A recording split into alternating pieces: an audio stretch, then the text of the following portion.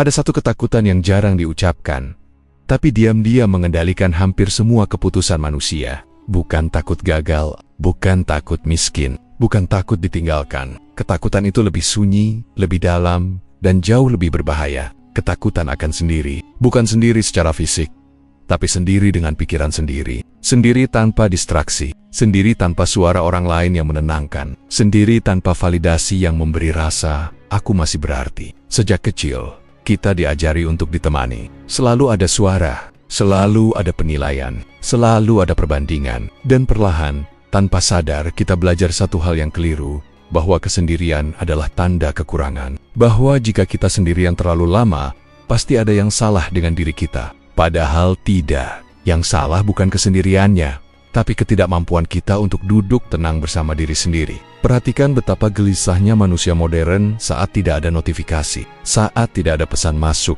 saat tidak ada yang menanyakan kabar. Kita langsung merasa sepi, meski sebenarnya tidak ada yang berubah. Dunia tetap sama, hidup tetap berjalan, tapi pikiran mulai berisik. Dan disitulah ketakutan itu muncul. Ketakutan yang membuat kita mengejar apapun hanya agar tidak merasa sendirian. Mengejar hubungan yang melelahkan.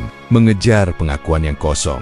Mengejar keramaian yang tidak pernah banner-banner mengisi. Stoikisme sejak ribuan tahun lalu sudah melihat ini dengan jernih. Marcus Aurelius menulis bahwa manusia tidak terganggu oleh peristiwa, melainkan oleh penilaiannya sendiri terhadap peristiwa itu. Sendiri bukanlah masalah. Yang menjadi masalah adalah pikiran yang berkata, aku tidak kuat jika sendirian. Pikiran itulah yang membuat kita rapuh. Pikiran itulah yang menjadikan kita mudah dikalahkan. Karena selama kamu takut sendiri, kamu akan selalu mencari sandaran. Dan siapapun yang menjadi sandaran emosimu, secara tidak langsung memegang kendali atasmu. Kamu akan menahan diri untuk jujur. Kamu akan berkompromi dengan harga diri. Kamu akan bertahan di tempat yang menyakitkan, hanya karena takut menghadapi keheningan. Dan tanpa kamu sadari, hidupmu tidak lagi kamu jalani, kamu hanya bereaksi. Kesunyian sebenarnya bukan musuh. Ia hanya cermin. Dan kebanyakan orang tidak suka bercermin terlalu lama. Karena di dalam diam, tidak ada yang bisa disalahkan. Tidak ada yang bisa dituding. Tidak ada keramaian untuk bersembunyi. Hanya ada kamu. Dengan pikiranmu, ketakutanmu, dan luka-luka yang selama ini kamu tutupi dengan kesibukan. Itulah mengapa kesendirian terasa menakutkan. Bukan karena ia menyakitkan, tapi karena ia jujur. Ia memaksa kamu berhadapan dengan dirimu yang sebenarnya. Dan disitulah ujian terbesar manusia dimulai. Bukan ujian untuk menjadi kuat di depan dunia, tapi ujian untuk tetap utuh saat tidak ada siapa-siapa. Stoikisme tidak mengajarkan kita untuk membenci hubungan atau menjauhi manusia. Ia mengajarkan sesuatu yang lebih halus, tapi lebih dalam. Jangan menggantungkan ketenanganmu pada apapun yang berada di luar kendalimu. Dan orang lain sebaik apapun mereka selalu berada di luar kendalimu. Saat kamu mampu duduk sendirian tanpa merasa kosong, di saat itulah sesuatu berubah. Kamu tidak lagi mengejar hanya untuk mengisi. Kamu memilih karena sadar. Kamu mencintai tanpa takut kehilangan. Kamu berjalan tanpa panik ditinggal. Dan dunia mulai merasakan perbedaan itu. Karena manusia yang tidak takut sendiri memancarkan ketenangan yang langka. Ini bukan tentang menjadi dingin, bukan tentang menutup diri. Ini tentang berdamai dengan keheningan, tentang menyadari bahwa kamu tidak runtuh saat sendirian. Kamu justru mulai berdiri, dan mungkin di titik ini, kamu mulai mengerti satu hal yang jarang disadari orang. Ketakutan terbesar manusia bukanlah kesendirian itu sendiri, tapi kenyataan bahwa selama ini, ia belum pernah benar-benar mengenal dirinya sendiri. Manusia takut sendiri bukan karena kesendirian itu berbahaya, tapi karena sejak lama, ia diajari untuk lari dari dirinya sendiri. Ketakutan itu tidak muncul tiba-tiba, ia dibentuk perlahan. Dari kebiasaan kecil yang terlihat sepele, tapi terus diulang. Dari suara-suara luar yang lebih sering didengar daripada suara hati sendiri. Sejak awal, kita tumbuh dalam lingkungan yang menilai. Ada ekspektasi, ada perbandingan. Kita dipuji saat diterima, dan merasa kecil saat diabaikan. Dari situlah pikiran mulai menarik kesimpulan diam-diam. Keberadaanku bernilai jika ada yang melihat, jika ada yang mengakui, jika ada yang menemani. Maka ketika semua itu hilang, yang tersisa bukan sekadar kesunyian, tapi rasa seolah-olah kita ikut menghilang. Ketakutan akan sendiri sebenarnya adalah ketakutan akan tidak berarti. Saat tidak ada yang menyapa, tidak ada yang menunggu, tidak ada yang membutuhkan, pikiran mulai bertanya dengan nada yang menyakitkan, apakah aku masih penting? Dan pertanyaan itu terasa lebih menakutkan daripada rasa sakit apapun. Karena ia menggoyahkan identitas. Stoikisme melihat ini dengan cara yang sangat jernih. Bagi para stoik, Penderitaan bukan datang dari keadaan, tapi dari cerita yang kita buat tentang keadaan itu. Sendiri hanyalah kondisi, tapi pikiran mengubahnya menjadi vonis. Pikiran berkata bahwa sendiri berarti gagal, berarti ditinggalkan, berarti tidak layak. Padahal semua itu hanyalah interpretasi, bukan kebenaran. Manusia juga takut sendiri karena saat tidak ada orang lain, tidak ada distraksi, tidak ada topeng, tidak ada peran yang bisa dimainkan. Dalam kesunyian, kita tidak bisa berpura-pura sibuk, kuat, atau baik-baik saja. Semua lapisan mulai jatuh satu persatu, dan di sanalah kita bertemu dengan bagian diri yang selama ini kita hindari.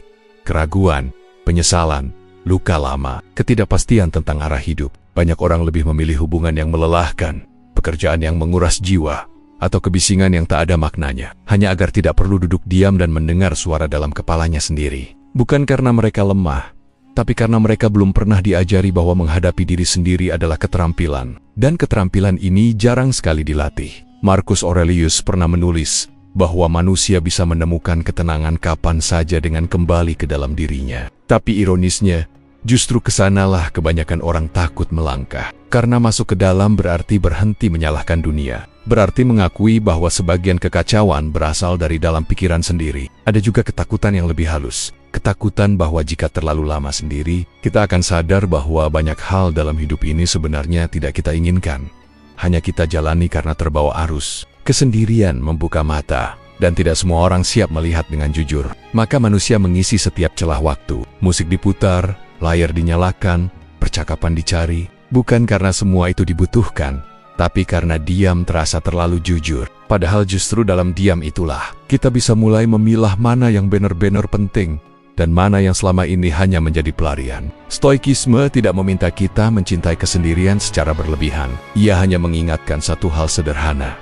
Jika kamu tidak bisa tenang saat sendiri, maka ketenanganmu bukan milikmu. Ia selalu bergantung pada sesuatu di luar dirimu, dan apapun yang bergantung selalu bisa hilang. Manusia takut sendiri karena ia belum percaya bahwa dirinya cukup. Belum percaya bahwa ia bisa berdiri tanpa penonton. Belum percaya bahwa nilai dirinya tidak berkurang meski tidak ada yang melihat. Dan selama ketakutan itu masih ada, manusia akan terus mencari pegangan di luar, meski pegangan itu rapuh. Tapi saat seseorang mulai berani tinggal dalam kesunyian tanpa mengutuknya, perlahan ketakutan itu melemah. Bukan karena kesendirian berubah, tapi karena cara pandangnya berubah. Ia mulai sadar bahwa sendiri bukan berarti kosong. Seringkali, itu justru saat pertama kali kita benar-benar hadir sebagai diri sendiri.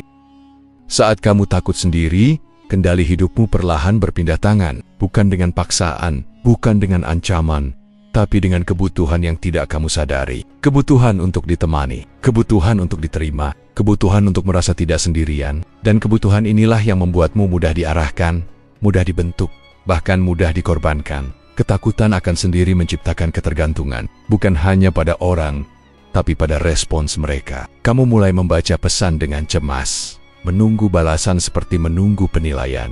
Kamu menyesuaikan sikap agar tidak ditinggalkan. Kamu menahan kata-kata jujur karena takut suasana berubah. Perlahan, kamu tidak lagi bertanya apa yang benar, tapi apa yang aman. Dan di titik itu, kendali sudah bukan milikmu lagi. Stoikisme mengajarkan bahwa satu-satunya hal yang benar-benar kita miliki adalah pikiran dan pilihan kita. Tapi ketika ketenanganmu bergantung pada kehadiran orang lain, pikiranmu tidak lagi bebas. Setiap perubahan sikap dari luar mengguncang bagian dalam. Setiap jarak terasa seperti ancaman, dan hidup pun berubah menjadi reaksi tanpa henti. Orang yang takut sendiri akan bertahan di hubungan yang menyakitkan hanya karena keheningan terasa lebih menakutkan daripada luka. Ia akan menerima perlakuan yang tidak seharusnya, menormalisasi ketidakadilan, dan menyebutnya pengorbanan. Padahal yang terjadi bukanlah kesetiaan, melainkan ketakutan kehilangan pegangan. Bukan berarti orang lain jahat atau sengaja mengendalikan. Seringkali kendali itu terjadi secara alami. Ketika seseorang tahu kamu takut ditinggal, mereka tidak perlu berbuat banyak. Kamu sendiri yang akan menyesuaikan diri. Kamu sendiri yang akan mengecilkan kebutuhanmu. Kamu sendiri yang akan mengalah lagi dan lagi, sampai kamu lupa rasanya berdiri tegak. Epictetus pernah mengingatkan bahwa siapapun yang dapat membuatmu marah atau takut, berarti ia telah menguasaimu. Ketakutan akan sendiri adalah pintu masuk yang paling mudah, karena ia menyentuh inti identitas. Ia membuatmu merasa bahwa tanpa orang lain, kamu bukan siapa-siapa. Dan perasaan itulah yang paling mudah dieksploitasi. Saat kamu takut sendiri, kamu juga mudah terjebak dalam keramaian yang salah. Kamu mengikuti arus, menyetujui hal-hal yang tidak sejalan dengan nilai batinmu, hanya agar tidak merasa terasing. Kamu tertawa saat tidak lucu. Kamu diam saat seharusnya berbicara. Semua demi satu hal. Jangan sampai sendirian. Yang ironis, semakin kamu berusaha menghindari kesendirian, semakin kamu kehilangan dirimu sendiri. Kamu hadir secara fisik, tapi batinmu kosong. Kamu dikelilingi orang, tapi tidak benar-benar merasa hidup. Karena hidup yang sejati membutuhkan satu hal yang jarang dimiliki. Keberanian untuk berdiri sendiri tanpa gemetar. Stoikisme tidak memuji kesendirian, tapi memuji kemandirian batin. Ia mengingatkan bahwa selama kebahagiaanmu bisa ditarik dan didorong oleh orang lain, selama itu pula kamu berada dalam posisi lemah. Bukan karena kamu tidak mampu, tapi karena kamu menyerahkan kendali. Saat seseorang mulai nyaman dengan dirinya sendiri, pola ini runtuh. Ia tidak lagi bisa dipaksa dengan ancaman ditinggal. Ia tidak mudah digoyahkan oleh jarak. Ia tidak haus akan persetujuan. Dan di saat itulah dinamika berubah. Bukan karena ia menjadi keras, tapi karena ia menjadi utuh. Ketika kamu tidak takut sendiri, kamu berhenti bernegosiasi dengan harga dirimu. Kamu tidak lagi mudah diarahkan, karena pusat hidupmu tidak berada di luar. Ia kembali ke tempat yang seharusnya sejak awal, di dalam dirimu sendiri. Stoikisme memulai ajarannya dari satu pengakuan yang sederhana, tapi seringkali sulit diterima. Kamu sudah cukup, bukan setelah kamu berhasil, bukan setelah kamu diakui, bukan setelah kamu ditemani, tapi dalam keadaanmu yang ada hari ini. Masalahnya, dunia jarang memberi ruang untuk keyakinan itu tumbuh. Dunia lebih senang membuatmu merasa kurang, agar kamu terus mengejar. Sejak lama manusia dibiasakan mengukur nilai dirinya dari luar, dari siapa yang bersamanya, dari seberapa sering namanya disebut, dari seberapa banyak yang menginginkan kehadirannya. Tanpa sadar, kita belajar mempercayai bahwa nilai diri adalah sesuatu yang harus dibuktikan, bukan sesuatu yang dimiliki. Dan ketika bukti itu tidak ada, kita merasa kosong. Stoikisme memotong pola itu dari akarnya. Ia tidak bertanya apakah kamu cukup di mata orang lain. Ia bertanya, apakah kamu hidup selaras dengan akal sehat dan kebajikanmu sendiri. Bagi para stoik, nilai manusia tidak lahir dari pengakuan, tapi dari cara ia menggunakan pikirannya, memilih sikapnya, dan bertanggung jawab atas hidupnya. Marcus Aurelius, seorang kaisar yang memiliki segalanya, justru mengingatkan dirinya sendiri agar tidak mencari ketenangan di luar. Ia menulis bahwa jika kamu mencari pujian, kamu telah menyerahkan ketenanganmu pada lidah orang lain. Kalimat ini bukan tentang merendahkan hubungan, tapi tentang membebaskan batin. Selama kamu merasa belum cukup tanpa tepuk tangan, kamu akan selalu merasa kekurangan. Merasa cukup bukan berarti berhenti bertumbuh. Ini bukan pembenaran untuk diam dan menyerah. Justru sebaliknya, saat kamu merasa cukup, kamu bertumbuh tanpa panik. Kamu bergerak tanpa rasa lapar akan pengakuan. Kamu berusaha karena ingin, bukan karena takut tertinggal. Dan usaha yang lahir dari ketenangan selalu lebih jujur dan lebih kuat. Stoikisme juga mengajarkan pemisahan yang tegas antara apa yang berada dalam kendalimu dan apa yang tidak. Pendapat orang lain bukan milikmu. Perasaan mereka bukan tanggung jawabmu. Penerimaan mereka bukan ukuran nilai dirimu. Yang berada dalam kendalimu hanyalah niat, tindakan, dan cara kamu menanggapi hidup. Dan itu sudah cukup untuk menjalani hidup dengan utuh. Saat kamu menyadari bahwa kamu sudah cukup, kesendirian tidak lagi terasa mengancam. Karena kamu tidak menunggu siapapun untuk mengisi kekosongan. Tidak ada kekosongan yang harus diisi. Yang ada hanyalah ruang untuk bernapas, berpikir, dan hadir sepenuhnya sebagai dirimu sendiri. Banyak orang takut menerima gagasan ini karena merasa kehilangan alasan untuk mengejar. Padahal yang hilang bukan tujuan, melainkan ilusi. Ilusi bahwa tanpa pengakuan, hidup tidak berarti. Stoikisme tidak menghapus makna hidup. Ia membersihkannya dari ketergantungan. Merasa cukup juga berarti berani berkata tidak. Tidak pada hubungan yang menggerus. Tidak pada tuntutan yang tidak sejalan. Tidak pada keramaian yang melelahkan. Bukan karena kamu lebih baik dari orang lain, tapi karena kamu tidak lagi bernegosiasi dengan harga diri. Saat kamu berhenti melihat dirimu sebagai sesuatu yang kurang, dunia kehilangan senjatanya. Ancaman ditinggal tidak lagi menakutkan. Perbandingan tidak lagi melukai. Kesendirian tidak lagi terasa seperti hukuman. Karena kamu tahu, dimanapun kamu berada, dengan siapapun atau tanpa siapapun, kamu tetap utuh. Dan mungkin inilah kebebasan yang paling jarang dibicarakan. Bukan kebebasan untuk memiliki segalanya, tapi kebebasan dari perasaan bahwa kamu harus menjadi sesuatu yang lain agar layak hidup. Stoikisme hanya membisikkan satu kebenaran yang tenang. Kamu sudah cukup. Dan dari situlah kekuatanmu dimulai. Kesendirian sering disalahartikan sebagai kekosongan. Seolah-olah saat tidak ada siapapun di sekitar, hidup berhenti bernapas. Padahal, yang benar justru sebaliknya. Kesendirian bukan ruang yang hilang, tapi ruang yang terbuka. Ruang yang selama ini tertutup oleh suara, tuntutan, dan keinginan untuk terus dilihat. Saat kamu sendiri, tidak ada yang harus kamu hibur. Tidak ada peran yang perlu kamu mainkan. Tidak ada citra yang harus kamu jaga. Semua lapisan yang biasanya kamu pakai di depan dunia perlahan luruh. Dan disitulah sesuatu yang jarang terjadi dalam keramaian mulai muncul. Kejujuran pada diri sendiri. Stoikisme, memandang kesendirian sebagai kesempatan untuk kembali ke pusat. Bukan untuk menjauh dari dunia, tapi untuk menata batin sebelum kembali ke dalamnya. Marcus Aurelius menyebutkan bahwa manusia dapat menemukan tempat beristirahat kapan saja dengan masuk ke dalam dirinya sendiri. Bukan karena dunia salah, tapi karena terlalu lama di luar membuat kita lupa arah. Kesendirian memberi ruang untuk berpikir tanpa tergesa. Dalam diam, pikiran yang biasanya saling tumpang tindih mulai terurai. Kamu mulai menyadari mana keinginanmu dan mana hanya kebiasaan. Mana yang benar-benar penting dan mana yang selama ini kamu kejar hanya karena semua orang mengejarnya. Proses ini tidak selalu nyaman, tapi justru disitulah pertumbuhan terjadi.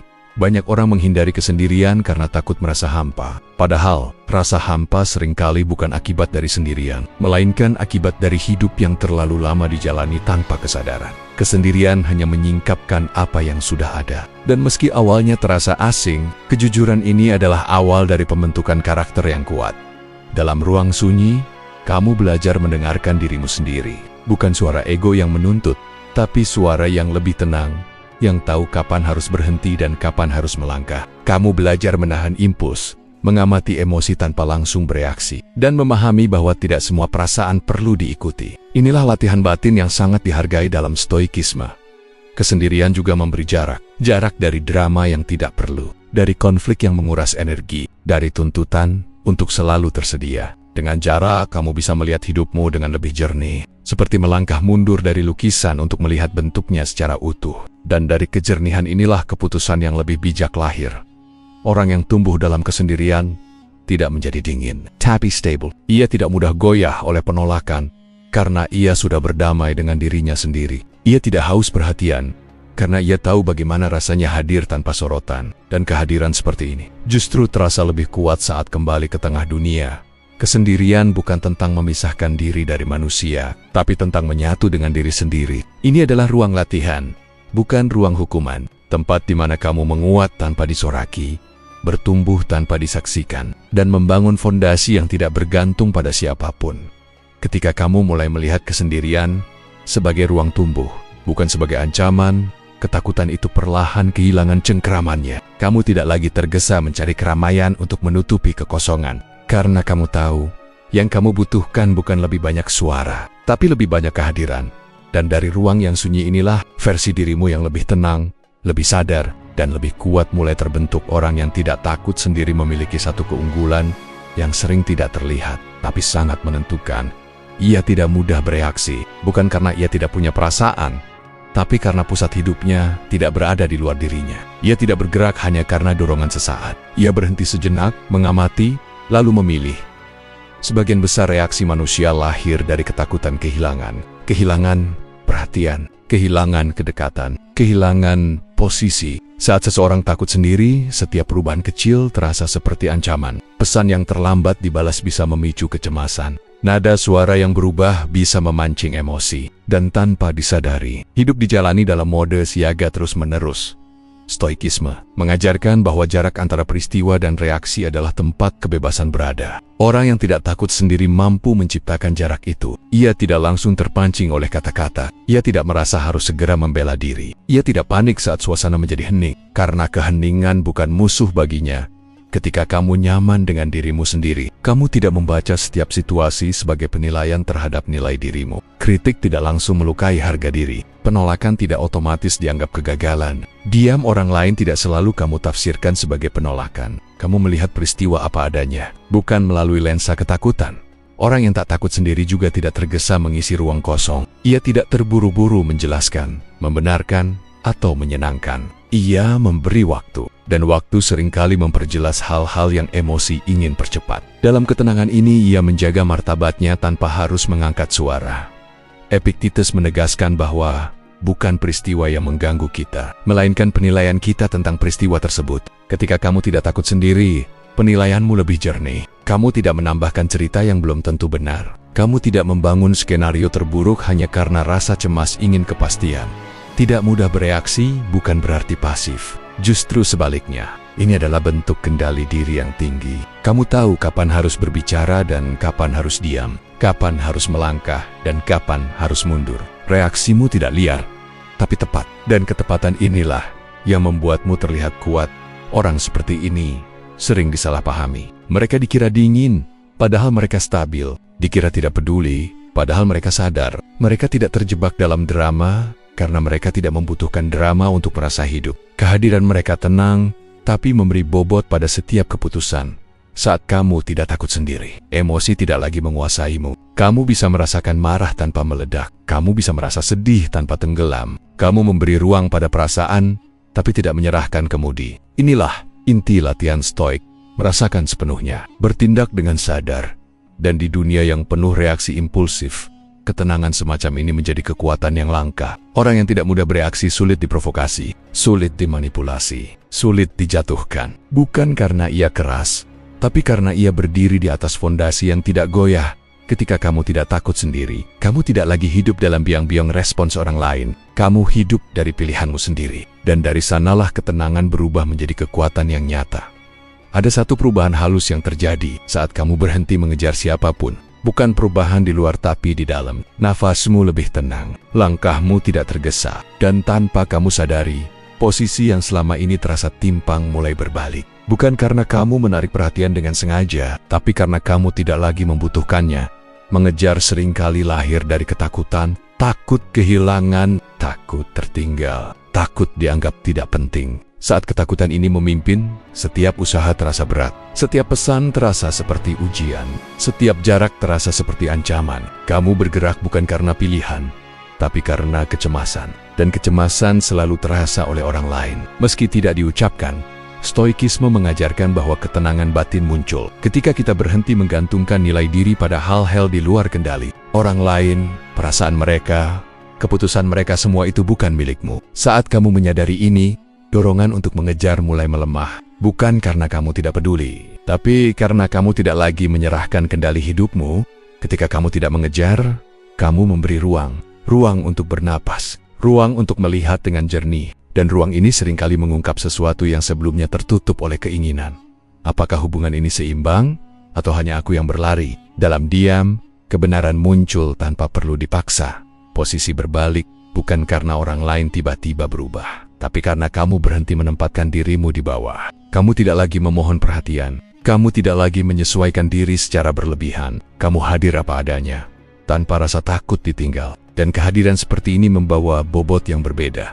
Banyak orang tidak sadar bahwa mengejar justru mengurangi nilai mereka. Bukan karena usaha itu salah, tapi karena energi yang dibawanya adalah kekurangan. Saat kamu mengejar, kamu berkata tanpa kata-kata bahwa kamu membutuhkan lebih dari yang kamu miliki. Saat kamu berhenti mengejar, kamu memancarkan rasa cukup. Dan rasa cukup selalu terasa menenangkan.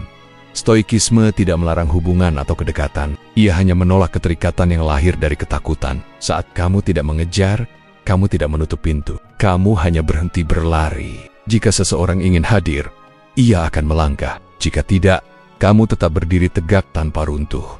Yang menarik, saat kamu berhenti mengejar, dinamika sering kali berubah. Orang lain mulai merasakan jarak yang sebelumnya tertutup oleh usahamu. Mereka mulai bertanya, mulai memperhatikan, bukan karena kamu memainkan taktik, tapi karena kamu berhenti meniadakan dirimu sendiri. Tidak mengejar bukan berarti pasif. Ini adalah sikap aktif terhadap harga diri. Kamu memilih untuk tidak mengorbankan ketenangan demi kepastian semu. Kamu memilih untuk tidak berlari hanya agar tidak merasa sendirian. Dan pilihan ini mengubah cara dunia memperlakukanmu. Saat kamu berdiri tanpa mengejar, kamu tidak lagi berada di posisi lemah. Kamu bebas. Dan dari kebebasan inilah hubungan yang sehat hanya bisa tumbuh. Karena pada akhirnya, yang paling menarik bukanlah orang yang mengejar tanpa henti, tapi orang yang bisa berdiri sendiri dengan tenang. Dan saat kamu sampai di titik itu, posisi memang tidak perlu diperebutkan. Ia dengan sendirinya berbalik. Ada dua jenis kesepian yang sering disamakan, padahal keduanya bertolak belakang. Yang satu melemahkan, yang satu menguatkan. Perbedaannya bukan pada jumlah orang di sekitar, tapi pada kesadaran di dalam diri. Kesepian yang ditakuti dan kesepian yang disadari terlihat sama dari luar, tapi dampaknya pada jiwa sangat berbeda. Kesepian yang ditakuti lahir dari penolakan terhadap keadaan. Ia muncul saat seseorang merasa sendirian dan langsung menilai kondisi itu sebagai ancaman. Pikiran mulai berlari kemana-mana, mencari alasan, menyalahkan diri, atau menyalahkan dunia. Dalam kesepian jenis ini, diam terasa menekan, waktu terasa lambat, dan kehadiran diri sendiri terasa seperti beban. Orang yang mengalami kesepian yang ditakuti tidak benar-benar sendirian, tapi merasa terasing dari dirinya sendiri. Ia menunggu sesuatu dari luar untuk menghilangkan rasa tidak nyaman itu. Sebuah tanda bahwa ia masih diinginkan, dan selama tanda itu belum datang, batin terus gelisah. Sebaliknya, kesepian yang disadari adalah pilihan batin, bukan selalu pilihan situasi. Dalam kesepian ini, seseorang tidak melawan keheningan, ia menerimanya. Ia hadir sepenuhnya tanpa ingin segera melarikan diri. Ia tahu bahwa rasa sepi yang muncul bukan musuh, melainkan sinyal untuk kembali ke dalam. Stoikisme berdiri di sisi kesepian yang disadari. Para stoik tidak memandang sendiri sebagai kegagalan, tapi sebagai kesempatan untuk melatih kemandirian batin. Dalam kesunyian, kita bisa mengamati pikiran tanpa terburu-buru menenangkannya. Kita bisa merasakan emosi tanpa harus segera menyingkirkannya. Ini bukan penderitaan, tapi latihan. Kesepian yang disadari tidak selalu nyaman, tapi ia jujur. Ia membuka ruang bagi refleksi yang tidak mungkin terjadi dalam keramaian. Dalam ruang ini, kamu mulai melihat pola hidup. Kemana energimu habis? Apa yang selama ini kamu kejar? Dan apakah semua itu benar-benar selaras dengan dirimu? Orang yang mampu berada dalam kesepian, yang disadari tidak terburu-buru, mengisi kekosongan. Ia tidak panik mencari pengganti. Ia membiarkan perasaan datang dan pergi. Dan dengan cara ini, perasaan kehilangan perlahan kehilangan kekuatannya. Bukan karena diabaikan, tapi karena dipahami. Kesepian yang ditakuti membuat seseorang mengecil. Kesepian yang disadari membuat seseorang menguat. Yang satu mendorong pelarian, yang satu menumbuhkan kehadiran. Dalam kesepian yang disadari, kamu tidak merasa kurang, meski sendiri. Kamu merasa utuh, meski hening. Marcus Aurelius mengingatkan bahwa manusia dapat hidup baik dimanapun, bahkan dalam keterasingan, selama ia hidup sesuai dengan akal dan kebajikan. Ini bukan romantisasi kesepian, tapi pengakuan bahwa kekuatan sejati tidak bergantung pada keramaian. Perbedaan terbesar dari kedua jenis kesepian ini terletak pada sikap batin. Yang ditakuti berkata, "Aku tidak sanggup." Yang disadari berkata, "Aku hadir." Kalimat yang terdengar sederhana ini mengubah segalanya. Ia mengubah rasa sepi menjadi ruang belajar, bukan hukuman. Saat kamu berhenti melawan kesepian dan mulai menyadarinya, sesuatu yang halus terjadi. Ketakutan melemah, pikiran melambat, dan kamu mulai merasa ditemani oleh satu hal yang selama ini kamu abaikan. Dirimu sendiri. Kamu tidak bisa dikalahkan jika tidak ada yang bisa menyandera emosimu. Kalimat ini terdengar keras, tapi disitulah inti kekuatan batin berada. Selama ada sesuatu di luar dirimu yang bisa menarik ketenanganmu kapan saja, selama itu pula kamu berada dalam posisi rentan. Bukan karena kamu lemah, tapi karena kamu menyerahkan kunci. Banyak kekalahan tidak terjadi di luar tapi di dalam. Bukan karena peristiwa terlalu berat, melainkan karena reaksi kita terlalu terikat. Kata-kata orang lain bisa meruntuhkan hari. Sikap dingin bisa merusak harga diri. Jarak bisa menyalakan ketakutan. Semua ini hanya mungkin terjadi jika emosi kita telah disandera oleh hal-hal yang tidak kita kendalikan. Stoikisme menegaskan satu pemisahan yang tegas.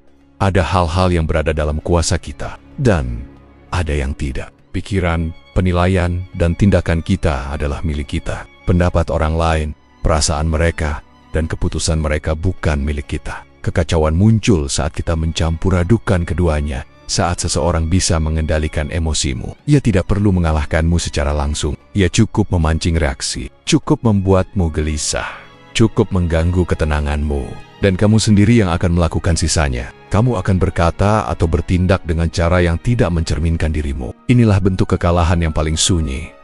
Orang yang takut sendiri lebih mudah disandera emosinya, karena ia membutuhkan sesuatu dari luar untuk merasa aman. Ia memberi nilai terlalu besar pada kehadiran, persetujuan, dan kedekatan. Dan apapun yang kamu butuhkan dengan putus asa akan selalu punya kuasa atasmu.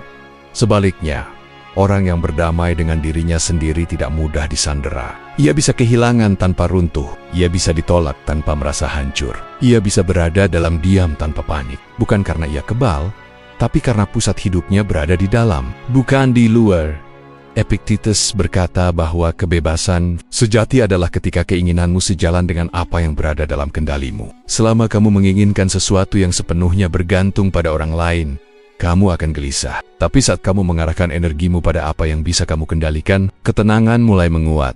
Tidak ada manusia yang benar-benar bisa mengalahkanmu jika emosimu tidak mudah diprovokasi. Mereka bisa mengambil banyak hal, tapi tidak kendali batinmu. Dan kendali batin adalah fondasi dari semua kekuatan lain. Ini bukan tentang menutup hati atau mematikan perasaan. Ini tentang tidak menyerahkan kemudi pada badai. Kamu tetap merasakan marah, sedih, kecewa, tapi kamu tidak membiarkan perasaan itu menentukan arah hidupmu.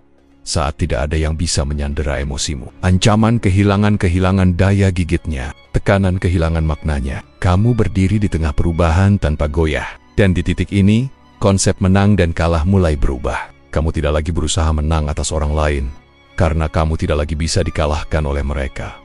Ketenangan seperti ini tidak datang dari dunia yang ramah, tapi dari batin yang merdeka. Dan kebebasan batin inilah yang sejak awal menjadi tujuan utama stoikisme pada akarnya. Semua kembali ke satu titik yang sederhana, tapi menentukan. Saat kamu berdiri sendiri, kamu berdiri paling kuat. Bukan karena kamu menolak dunia, bukan karena kamu tidak membutuhkan siapapun, tapi karena kamu tidak lagi runtuh saat dunia menjauh. Kekuatan ini tidak berisik, dan justru karena itulah ia sulit digoyahkan. Berdiri sendiri bukan berarti hidup dalam keterasingan. Ini tentang posisi batin, tentang tidak meletakkan fondasi hidupmu di tangan orang lain. Selama ketenanganmu bergantung pada siapa yang hadir atau pergi, kamu akan selalu rapuh. Tapi saat pusat hidupmu kembali ke dalam, kamu berhenti tergantung.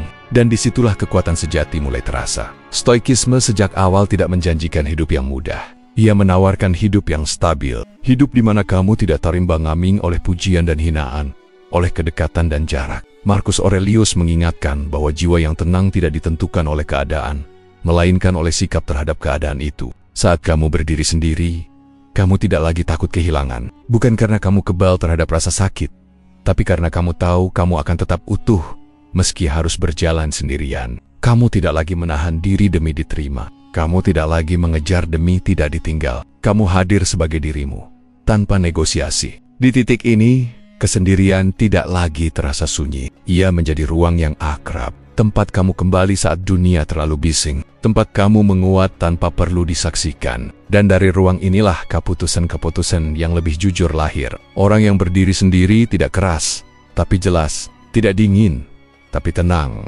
tidak haus pengakuan, tapi penuh arah. Ia bisa mencintai tanpa takut kehilangan. Ia bisa terlibat tanpa kehilangan dirinya. Karena ia tahu, kehadiran orang lain adalah tambahan, bukan penopang utama. Saat kamu berdiri sendiri, kamu berhenti meminta dunia untuk mengisi kekosongan. Karena kamu tahu, kekosongan itu sudah tidak ada. Yang ada hanyalah dirimu yang utuh.